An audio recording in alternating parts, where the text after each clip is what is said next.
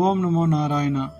இன்னைக்கு நம்ம ஆன்மீக தகவலில் பார்க்க போகிறதுங்க, தினசரி 5 யஜ்ஞம் பண்ணணும். அதில் கடைசி யஜ்ஞம் தாங்க பூத யஜ்ஞம். நம்ம மனுஷன் உயிர் வாயறதுக்கு மற்ற ஜீவராசிகளும் ஒரு காரணமாக இருக்குங்க.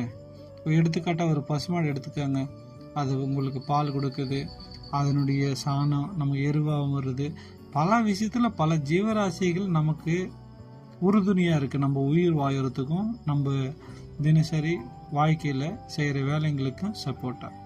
ஸோ அந்த ஜீவராசிகளுக்கும் பசி எடுக்கும், அதுக்கும் தண்ணி தாகம் இருக்கும், அதுக்கும் குளிர் எடுக்கும், வெயில் இருக்குன்ட்டு அதை நம்ம பேணி காக்க வேண்டும்.